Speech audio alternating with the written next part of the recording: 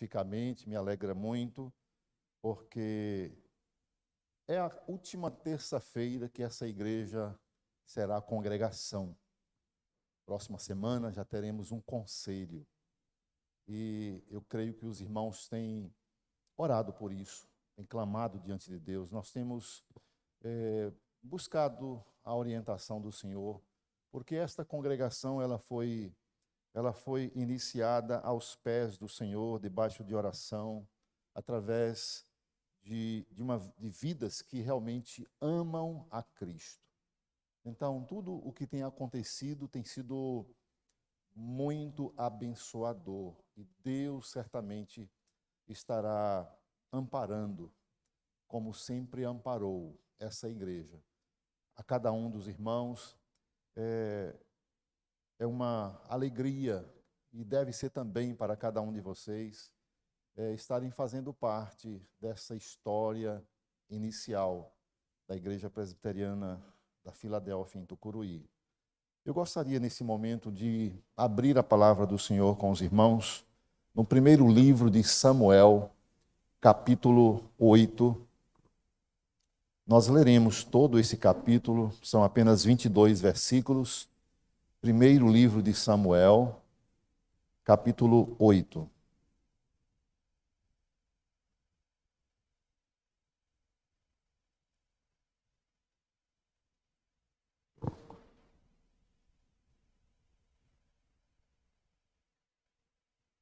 Primeiro de Samuel, capítulo 8, diz assim a palavra do Senhor. Os irmãos acompanhem a leitura que farei, acompanhem com toda a atenção e reverência. Tendo Samuel envelhecido, constituiu seus filhos por juízes sobre Israel. O primogênito chamava-se Joel e o segundo Abias, e foram juízes em Berseba.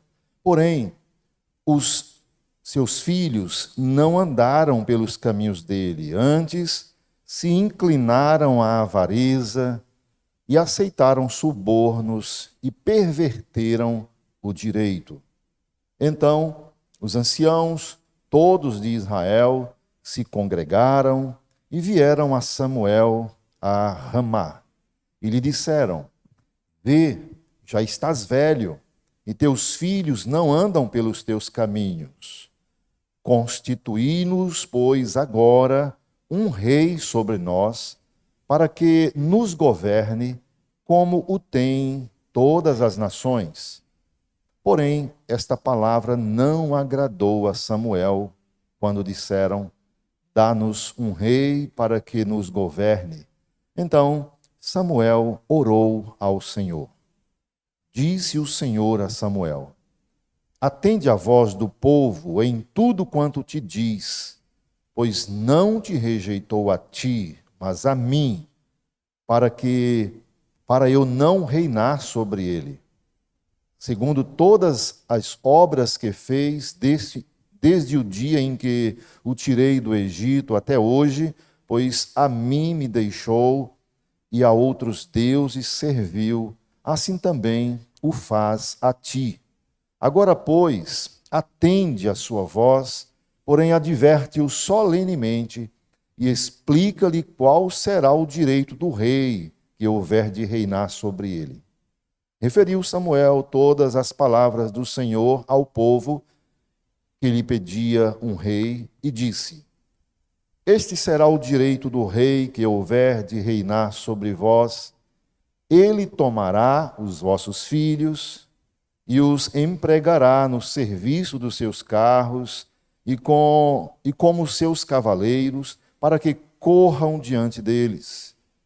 E os porá uns por capitães de 1000 e capitães de 50, outros para lavrarem os seus campos e ceifarem as suas messes, e outros para fabricarem suas armas de guerra e o aparelhamento dos seus carros. Tomará as vossas filhas para perfumistas, cozinheiras e padeiras. Tomará o melhor das vossas lavouras e das vossas vinhas e dos vossos olivais, e o dará a seus servidores.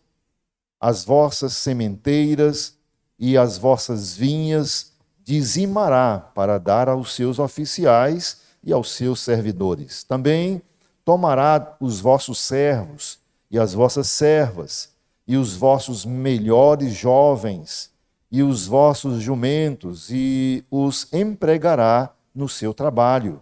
Dizimará o vosso rebanho, e vós lhe sereis por servos. Então, naquele dia, clamareis por causa do vosso rei que houverdes escolhido, mas o Senhor não vos ouvirá naquele dia.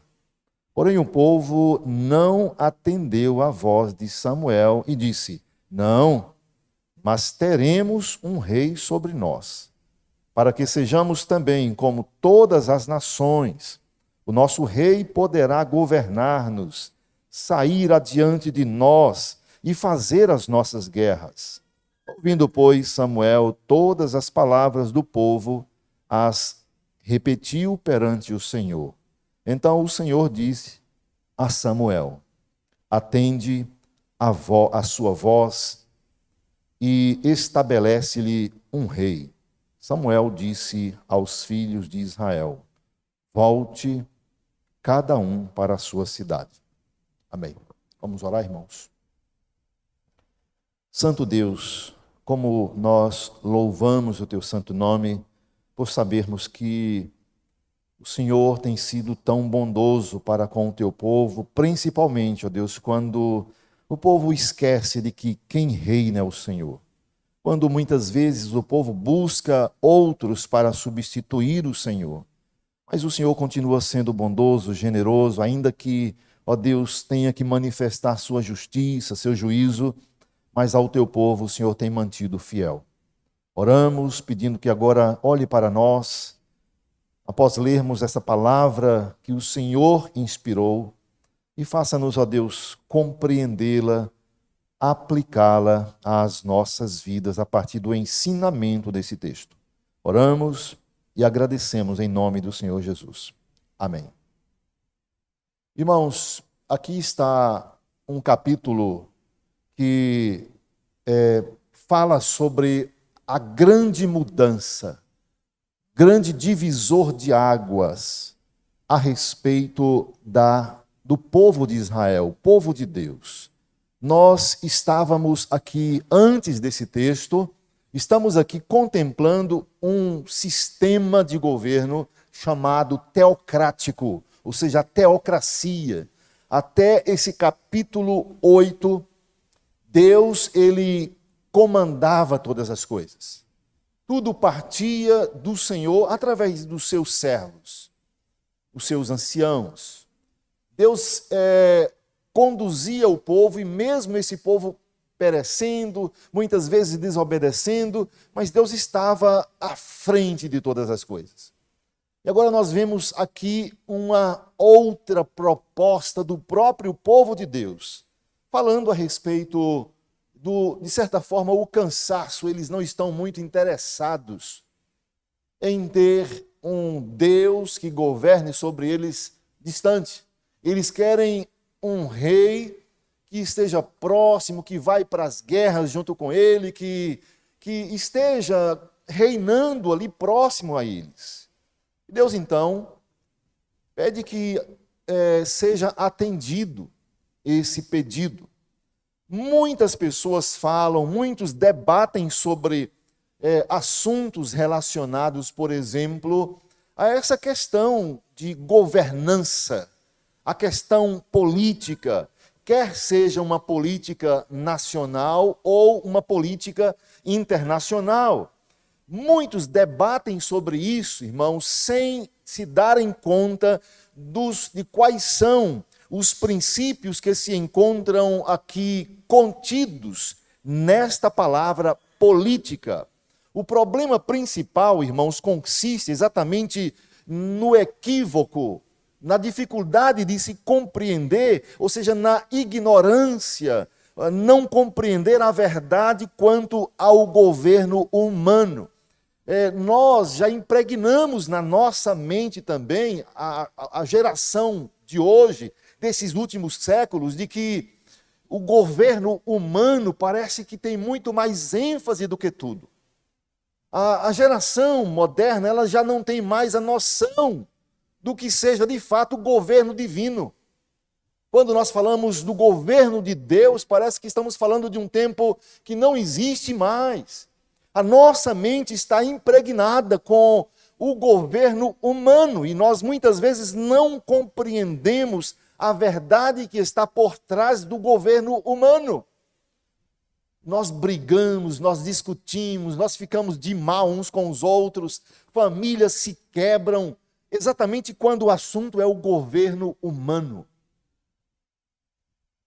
Temos visto e ouvido grandes problemas familiares. Hoje nós temos, por exemplo, aqueles grupos de família, né? Você tem a sua família, seu pai, sua mãe, se você tiver, os seus irmãos, sobrinho, aí está tudo naquele monte lá. Mas de vez em quando alguém vai e fala alguma coisa sobre o seu candidato, o seu político e tudo mais. Daí a pouco tá briga e um sai, já não quer mais. E aí o grupo fica uma bagunça, uma confusão. Porque as pessoas elas não estão compreendendo o que está por trás desse governo humano. E ainda, meus amados irmãos, há a difusão de uma ilusão de que um dia haverá um governo justo, um governo com paz. As pessoas estão vislumbrando isso. E isso com base no governo humano. Nós cremos que um dia teremos um governo em paz, os direitos serão iguais para todos. E todo o desenrolar da história vai evidenciar justamente o oposto dessa perspectiva que o homem hoje tem em se falando do governo. A definição política o que significa, na verdade, política? Política é a arte de governar, ou seja, é a maneira de agir com o fim de obter o que se deseja. Isso é política. Essa é a nomenclatura que nós encontramos na língua portuguesa. A essência da política é exatamente o princípio fundamental e tem a ver com governo, política tem a ver com domínio, política tem a ver com sujeição. Está em torno desses pontos. Primeiramente, irmãos, todos os princípios de governo, todos os princípios de dominação humana, quando você vê alguém dizendo eu governo, eu lidero, eu estou comandando, os princípios que estão na mente do ser humano, quando o assunto é política, é governo, é comando, o princípio está garantir a estabilidade, garantir o status, o domínio de muitos, de poucos sobre muitos. O que se dá, portanto, na imensa maioria das vezes, essa luta para que poucos comandam, dominam sobre muitos, às vezes isso se dá mediante a força, guerras, brigas, conflitos. Poucos querem dominar sobre muitos. Está exatamente nesse contexto a definição do que seja política. Então, irmãos, aqui um ponto crucial para que nós possamos adentrar aí no texto. Todos os sistemas de governo que não se baseia, que não se fundamenta, olha só, todo tipo de governo, seja local, de uma igreja, seja de uma cidade, seja de um estado, um país, que ele não se baseia no princípio fundamental estabelecido por Deus, que é amar a Deus sobre todas as coisas e ao próximo como a ti mesmo. Todo tipo de governo vai terminar por injustiçar, por dominar, por manter a injustiça contra as pessoas.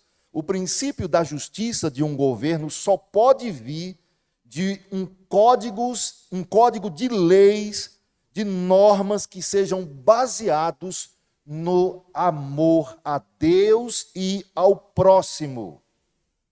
Não há como definir um governo sadio se não estiver esses dois fundamentos: amar a Deus e amar ao próximo.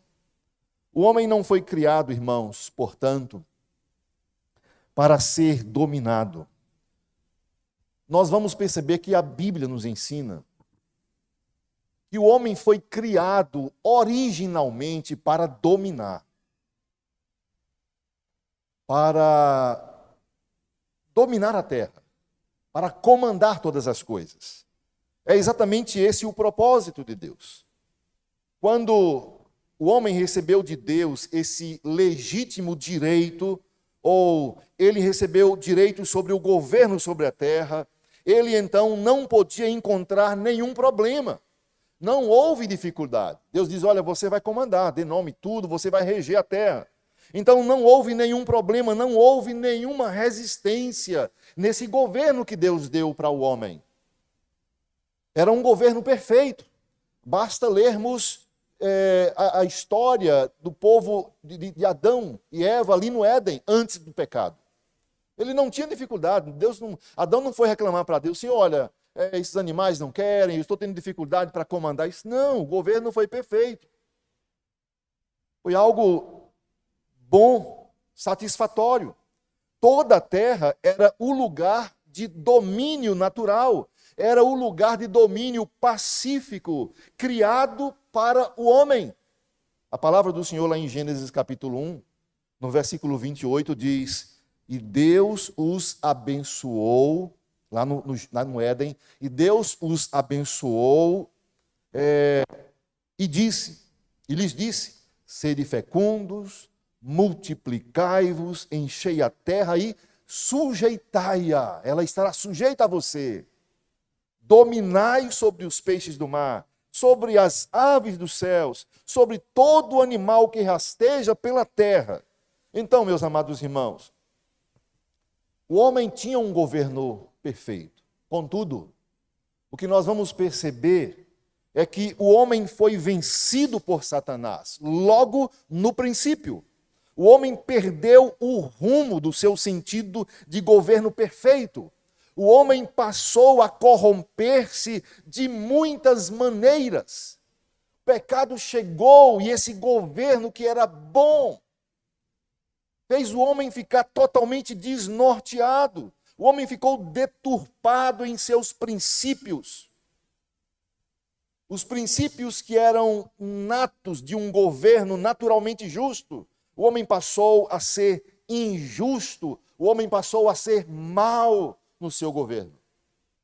E aqui eu só quero iniciar dizendo a você que muitas vezes dar a vida por um homem que vai governar, e você está dando a vida, ou está defendendo, ou está brigando, encontrando problemas com a sua família, ou com a igreja, com pessoas queridas, por conta de miseráveis pecadores, ainda que sejam crentes.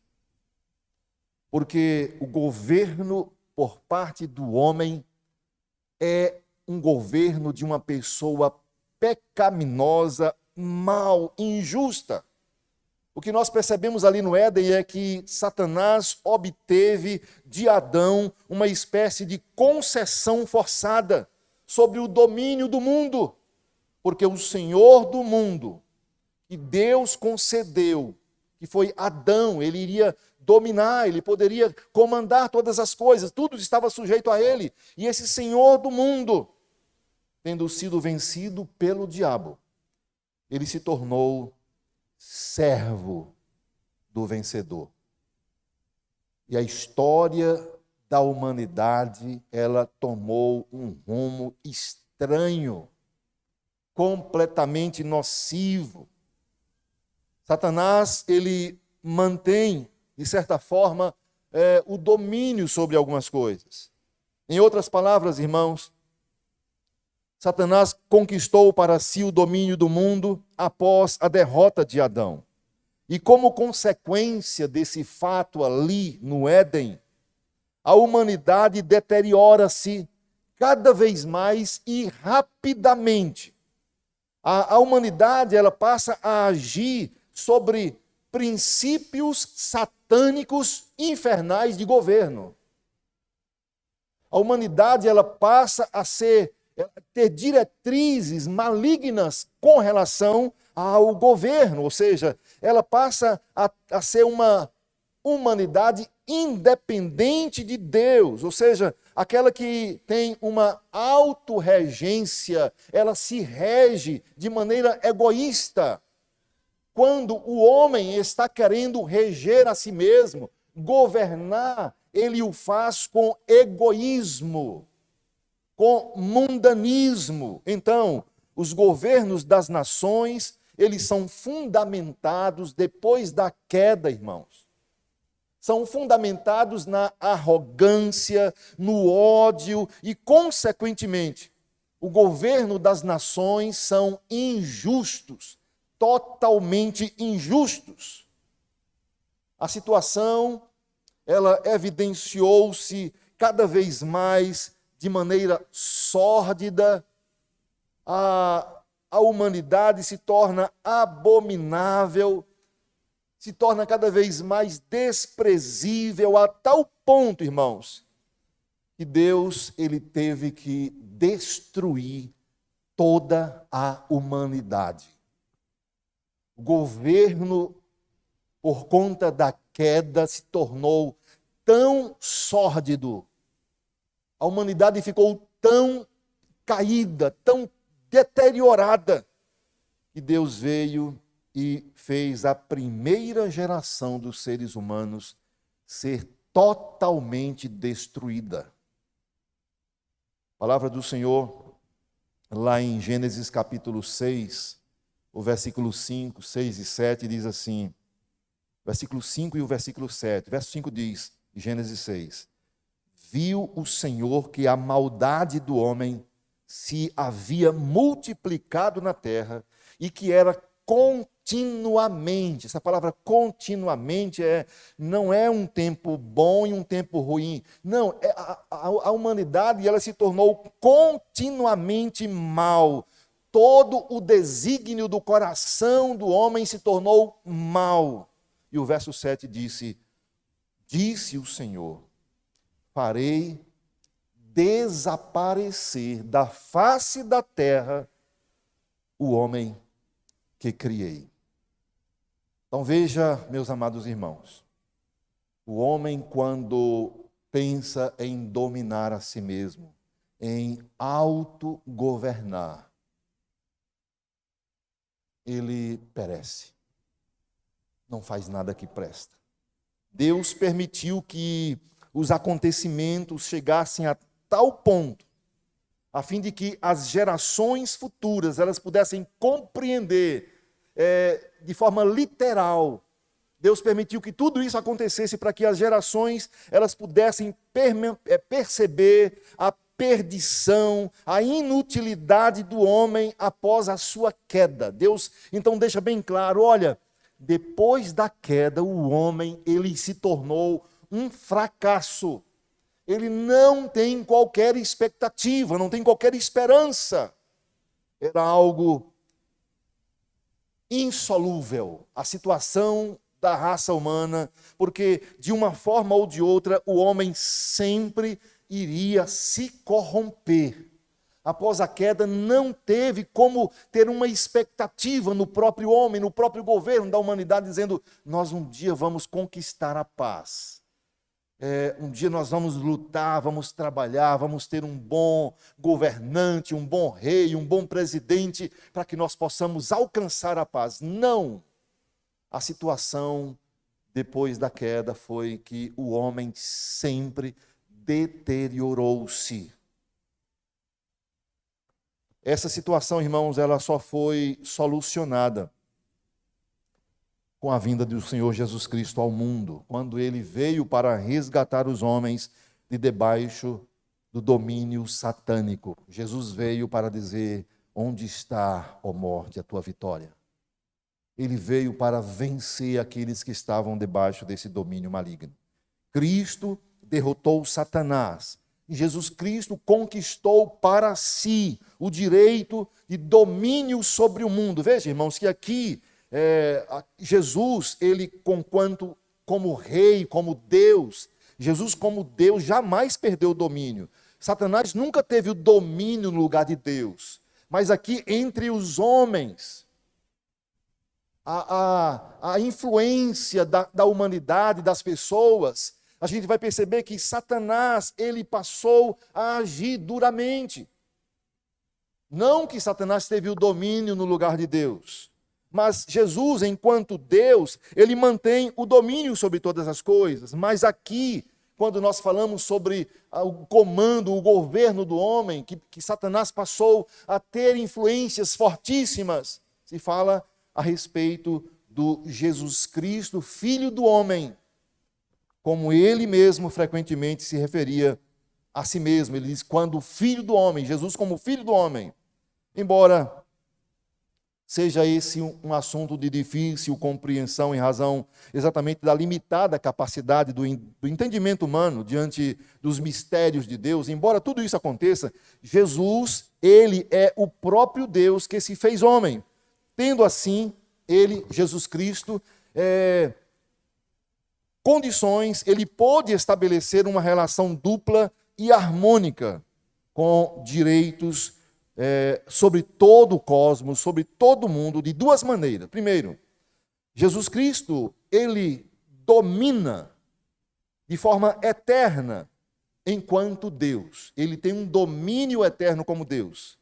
E outra forma de Jesus exercer, da gente compreender também o governo de Cristo, é que a conquista do domínio da terra enquanto homem, ele alcançou quando encarnou-se e venceu o pecado, venceu a morte, não perecendo, mas a sua encarnação viveu como um ser humano até o final e venceu como homem até o final.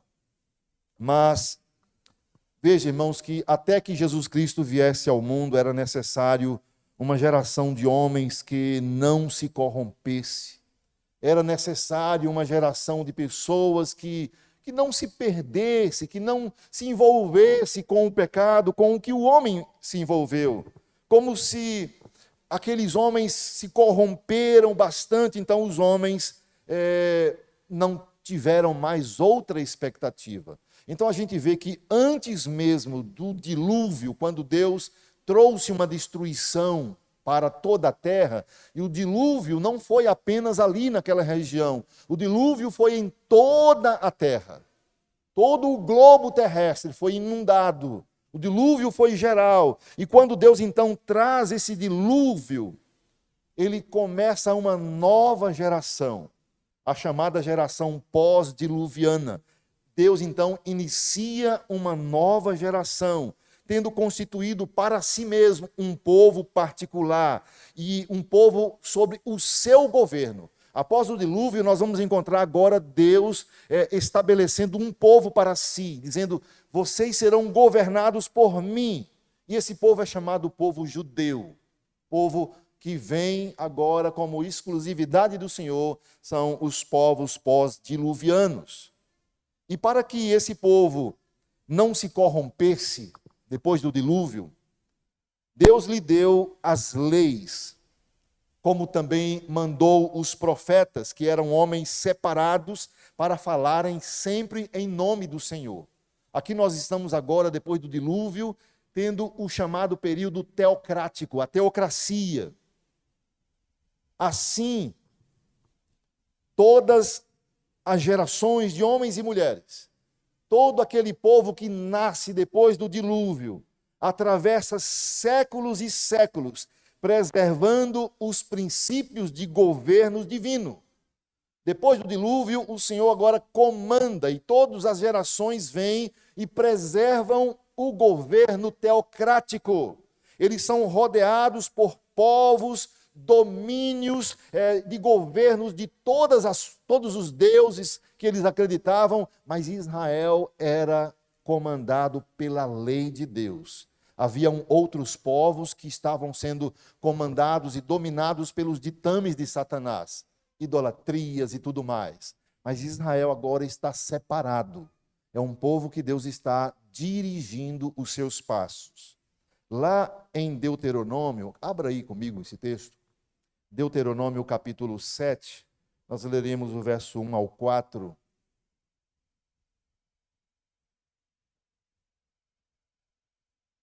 Aqui é uma palavra que Moisés está compartilhando ao povo de Israel antes de entrar na terra prometida, e ele compartilha exatamente o projeto de Deus para aquela nação. Deuteronômio 7, de 1 a 4 diz: Quando o Senhor teu Deus te introduzir na terra, a qual passas a possuir, e tiver lançado muitas nações de diante de ti, os heteus, e os girgazeus, e os amorreus, e os cananeus, e os ferezeus, e os heveus, e os jebuseus, 7 nações mais numerosas e mais poderosas do que tu, e o Senhor teu Deus as tiver dado diante de ti, para as ferir, totalmente as destruirás, não farás com elas aliança, nem terás piedade delas, nem contrairás matrimônio com os filhos dessas gerações, não darás tuas filhas a seus filhos, nem tomarás suas filhas para teus filhos, pois elas fariam desviar teus filhos de mim, para que servissem a outros deuses, e a ira do Senhor se acenderia contra vós outros, e depressa vos destruiria. Notemos, meus amados irmãos, aqui que o motivo dado por Deus para que os judeus não se misturassem, não se contaminassem com outras nações, o motivo era, versículo 4, pois elas fariam desviar os teus filhos de mim, para que servissem a outros deuses. Esse é o motivo pelo qual Deus não permite o jugo desigual, o misturar do povo de Deus com quem não é de Deus, servir a outros deuses. E isso, irmãos, servir a outros deuses significa estar debaixo da influência do governo humano. Servir a outros deuses é se considerar debaixo do governo humano, porque o governo humano, ele é tendencioso a tirar o comando de Deus. O ser humano, ele tem isso na sua natureza. Nós vemos aqui que com o passar dos anos o povo de Israel se multiplicou, e então esse povo inicia um processo de degradação ética, degradação moral, degradação espiritual. Embora tivessem direito sobre o justo governo de Deus, o povo sabia que Deus é justo e tinha um governo sobre esse povo. Então os judeus, eles passaram, mesmo na certeza de que Deus está comandando, cuidando desse povo, mas olha o que acontece, irmãos. O povo passa a reivindicar para si um governo humano. Povo desobediente. E quando desobedecia, Deus levantava lá os profetas, os juízes, aqueles que realmente eram para comandar, e organizava de volta, mantinha a ordem, mas agora o povo está cansado dessa intervenção divina. Já pensou, irmão, como é que pode a humanidade tomar uma postura como esta? Cansada da intervenção divina, do comando divino. Cansados da teocracia. Há muitos cristãos nos dias de hoje que também estão cansados do governo, da direção de Deus para as suas vidas. Alguns estão abandonando o governo de Deus. Diz a palavra, irmãos, lá em 1 Samuel, capítulo 8, versículo 5, que esse é o contexto. O povo agora está dizendo para Samuel: ó Senhor, constitui-nos, pois, agora um rei sobre nós. Até aqui era a teocracia. Até aqui o comando vinha direto através dos profetas, dos juízes, daqueles que Deus cuidava do povo. Mas agora o povo está dizendo: agora queremos um rei sobre nós para que nos governe, como tem todas as nações. Nós queremos que nosso reino fique igual aos outros. Olha só, olhar para o mundo, olhar para as nações pagãs, o povo que é regido por Satanás, pelas carnalidades, e dizer: nós estamos cansados de ser comandados por Deus, nós queremos um rei como as outras nações têm. Quantas vezes isso aconteceu com você? Quando de repente o pastor, ou você ouve uma pregação, que ela vem, de certa forma, é como aquela espada de dois gumes, e penetra lá e machuca a sua ferida, e faz você sentir, e você diz: eu não aguento mais, eu prefiro viver como o mundo. Quantas vezes as pessoas pensam que o governo do Senhor sobre as suas vidas está muito pesado? Às vezes um governo que vem de tal maneira cuidadosa, que disciplina, que tira o pecado, que bota remédio na ferida, mas muitas vezes a vontade é: eu queria um governo humano. E a resposta de Deus, quando Samuel ouve essa proposta do povo, a resposta de Deus foi: atende a voz do povo, Samuel, em tudo que eles dizem. E olha só, e Deus disse para Samuel: pois não te rejeitaram a ti, mas a mim. Eles rejeitaram a mim para eu não reinar sobre eles. O que o povo quer é que eu não seja o rei sobre eles. Isso está lá em 1 Samuel 8:7.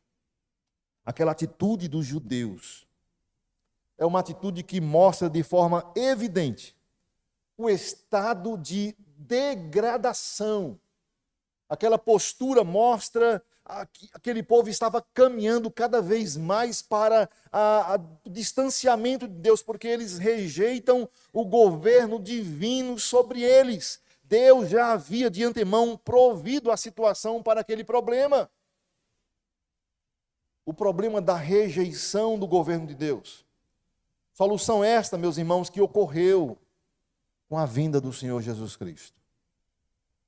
Porque depois que o povo pede um rei humano, somente o Rei dos Reis resolveu esse problema.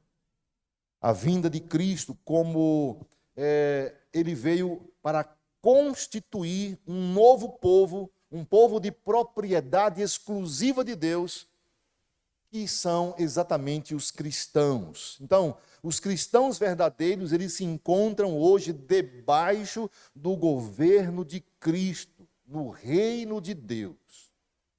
Por isso, hoje é importante que nós façamos aqui uma reflexão, uma aplicação para as nossas vidas.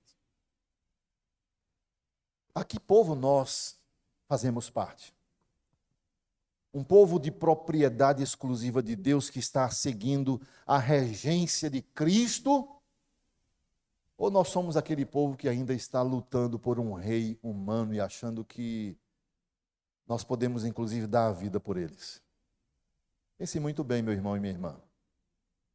Quando você for brigar com alguém por causa de um político qualquer, ainda que você tenha que realmente ter sua opinião, sua posição, e você deve fazer isso.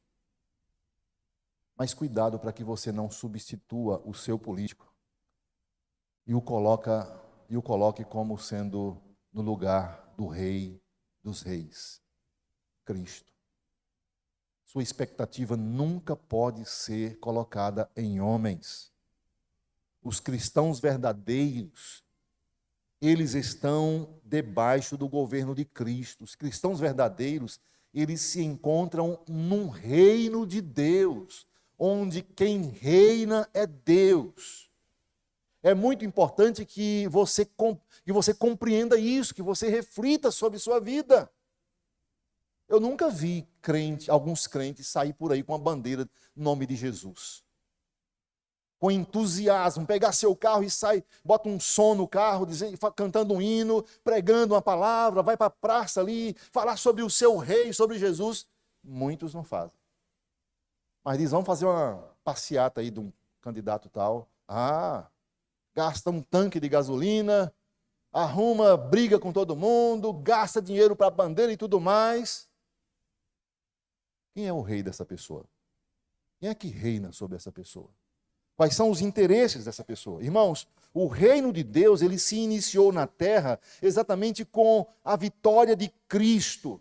Quando o povo de Israel optou por ser governado por um rei humano, Deus, ele não deixou de ser soberano em momento algum. Ele não deixou de agir soberanamente sobre os judeus, mas foram os próprios judeus que, com os próprios pés, com as suas próprias decisões, contaminaram. Eles, de certa maneira, direcionaram, afastando-se de Deus. Eles, os próprios judeus, foi quem buscaram outras possibilidades de serem governados. E com relação ao domínio de um rei humano sobre Israel, esse rei, como Deus mesmo diz aqui, quando o povo pede um rei humano, Deus diz, olha, fala para o povo aí que esse rei vai ter alguns direitos sobre eles. Agora eles vão ter que trabalhar, eles têm que estar debaixo do comando desse rei. O domínio desse rei estaria sujeito, o povo estaria sujeito às leis que Deus deu ao seu povo através de Moisés. E a observância da lei exatamente foi a razão da preservação de um estado ético, moral, um estado organizacional entre os judeus, o que diferenciou os judeus de muitos outros povos em diferentes épocas, foi porque Deus ainda trazia leis para esse povo. Se houve um povo que atravessou séculos de história, preservando um comportamento legal coerente, esse povo foram os judeus. E isso, irmãos, como já falei, em função das leis que foram dadas a esse povo por Deus. Estas leis que ainda devem reger o povo hoje, o povo de Deus. Além disso, a natureza humana corrompida, ela é tão mal que ela não pode por si só estabelecer um governo totalmente justo. Razão pela qual o mundo de hoje é um mundo que está vivendo no autêntico caos. Irmãos, será que não dá para a gente perceber isso? Quanto mais nós voltamos as nossas expectativas para um governo humano, mais a humanidade fica deteriorada, fica no caos. Um homem governado ou por outro homem, e então que ele se torna o comandante, o chefe, há bagunça. Um homem que governa sobre Israel, ele iria trazer consigo todas as características de um governo humano, com todos os reflexos que vêm de Adão, dos nossos primeiros pais, todos os reflexos e consequências que são resultados da queda do Éden. Então, todos os homens que governam sobre outros homens, inevitavelmente, eles trazem as consequências da queda. E não tem como ser um governo excelente. Se colocar um governo cristão, um pastor, um homem de Deus, quando eu falo pastor, se um pastor quiser se candidatar a algum cargo político, a primeira coisa que ele tem que fazer é o quê? Dizer, eu vou entregar o meu pastorado. Ele não pode. Se você for encontrar uma pessoa se candidatando aí, que foi pastor, e lá naquele cartazinho que ele coloca lá, pastor fulano de tal, eu te digo, seja o último, não escolha esse sujeito. Porque se Deus o chamou de pastor, ele tem que pastorear. Se ele não quer pastorear e quer governar, tira o nome de pastor, coloca só o nome dele. Ele tem que ser exonerado, ele pedir licença do seu cargo. É assim, inclusive, no último Supremo Concílio, a nossa igreja tomou essa decisão. Porque tinha alguns pastores aí que queriam se candidatar e para fazer uma boa política e chamar a atenção da igreja, pastor fulano de tal, votem no pastor fulano de tal. A igreja presbiteriana, se tiver algum pastor com essa condição, ele será inclusive disciplinado. Então, irmãos, veja que, por já saber que foi Deus quem advertiu o povo a respeito de um governo que deveria ser debaixo da sua lei, A gente vai ver aqui um trecho nas Sagradas Escrituras, nesse texto que nós lemos, em 1 Samuel capítulo 8, versículo 11. Vamos ler aí esse texto? Do versículo 11 até o versículo 18, vamos ler todos juntos. Aqui, irmãos, esse trecho das Escrituras descreve em perfeição o que significa um governo, o que significa uma dominação humana sobre um povo. O povo quis um governo humano para dominar sobre eles. E Deus falou, olha, vocês estão querendo, né? Então veja o que é um homem governando. O governo humano.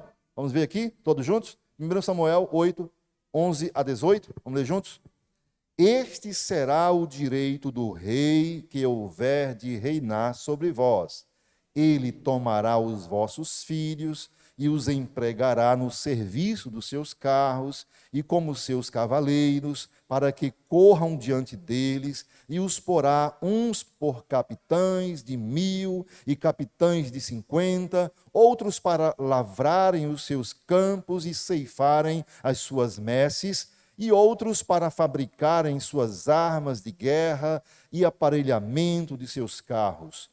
Tomará as vossas filhas para perfumistas, cozinheiras e padeiras, tomará o melhor das vossas lavouras e das vossas vinhas e dos vossos olivais e o dará a seus servidores.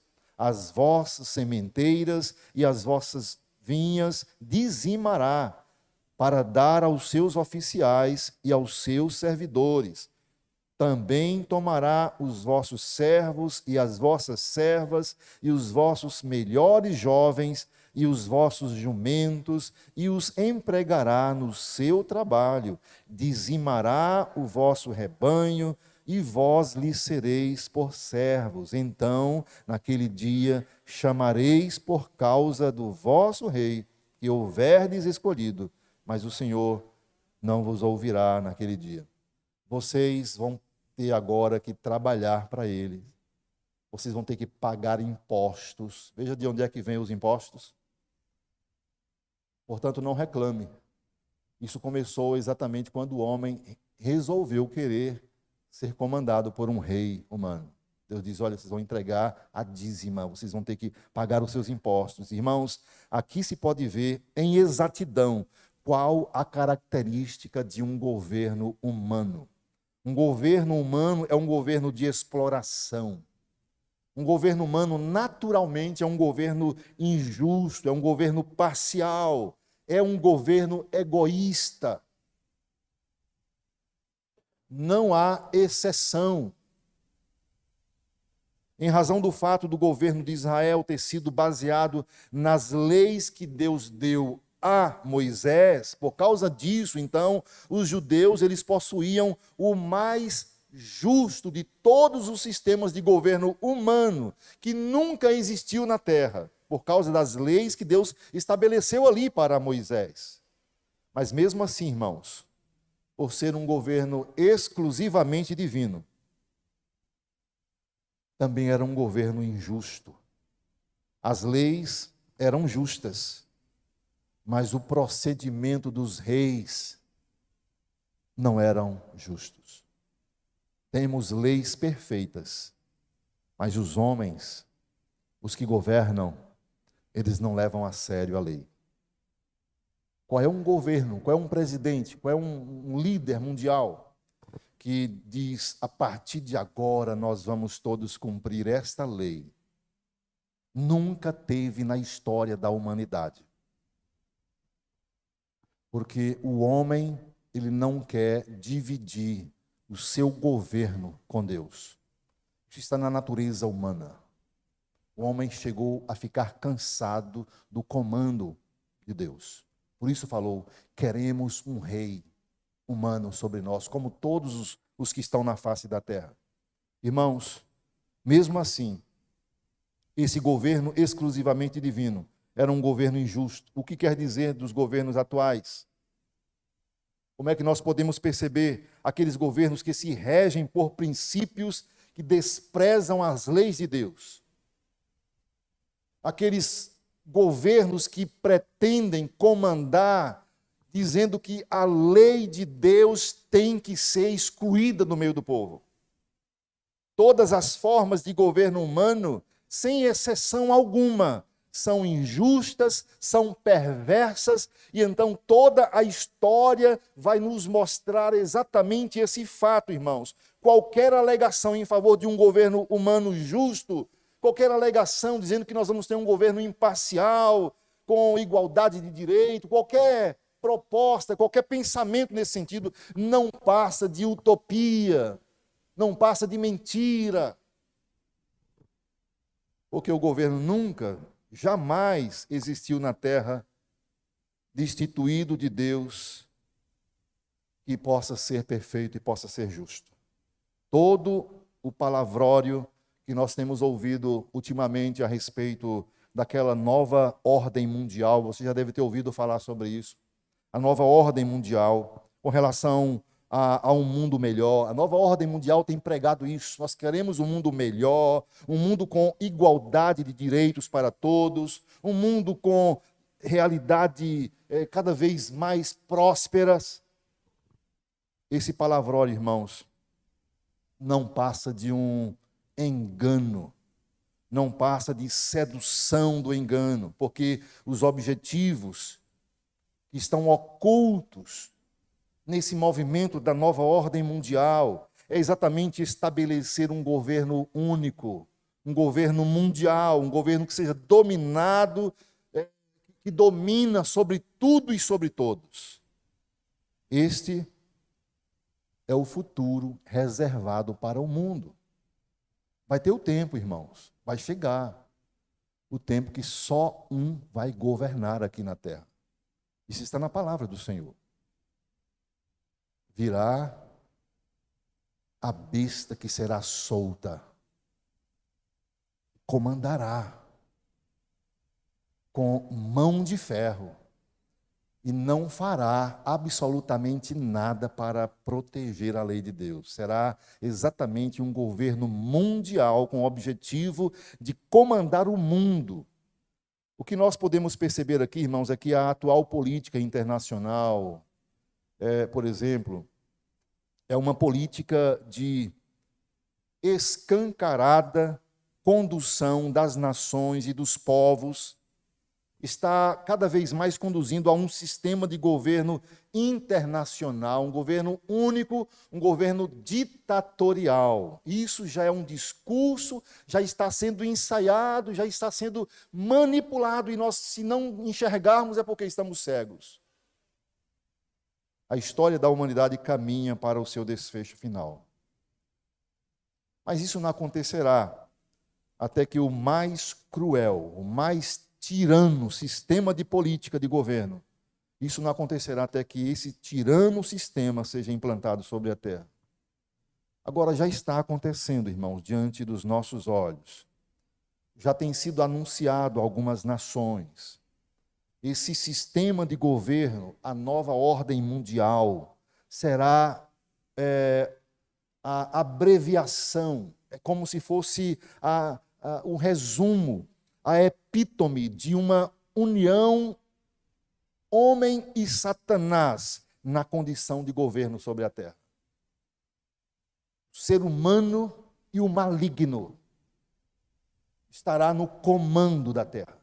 Será um governo egoísta, será um governo materialista, será um governo impiedoso que só terá fim com o advento da segunda vinda de Cristo. Portanto, irmãos, política, como já definimos acima, o que é? É a maneira de agir com o fim de se obter o que deseja. Política é isso. Eu vou agir porque eu quero obter o meu desejo. Eu quero comandar, eu quero estar no domínio. E o que de fato desejam os senhores da política internacional é o domínio do mundo. Você sabe que já existem pessoas se programando para dominar o mundo. Em 1 aos Tessalonicenses, já aqui caminhando para o final, capítulo 5, versículo 3, 1 aos Tessalonicenses 5,3 diz: quando andarem dizendo paz e segurança.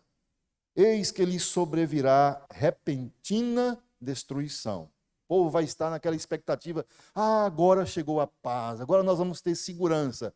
Repentinamente chegará a destruição, como vem a dor do parto a que está para dar à luz. E de nenhum modo escaparão. A única solução, meus amados irmãos, é a esperança em Cristo, que virá para mudar para sempre. Jesus virá para mudar eternamente este mórbido, esse infernal estado atual das coisas, que é nada mais, nada menos do que a rejeição do governo de Deus. E então eu quero te dizer que se você estiver sendo cativado, estiver sendo conquistado por esse sistema, por essa ideia de ser governado por homens e confiar que é o homem que vai te trazer paz e segurança, cuidado, porque repentinamente você será surpreendido. Eu quero concluir lendo aqui Apocalipse capítulo 11, versículo 15. Apocalipse 11, 15 nos diz: o sétimo anjo tocou a trombeta, e houve no céu grandes vozes dizendo: o reino do mundo se tornou de nosso Senhor e do seu Cristo, e ele reinará pelos séculos dos séculos. Mas até lá, irmãos, nós precisamos firmar e reafirmar o governo de Cristo sobre as nossas vidas. Tenha muito cuidado para que você não cometa o pecado do abandonar o Senhor, desprezar o comando de Cristo sobre a sua vida, sobre a sua cidade, sobre o país. Tenha cuidado para que seu coração não se volte para homens e despreze o comando de Deus.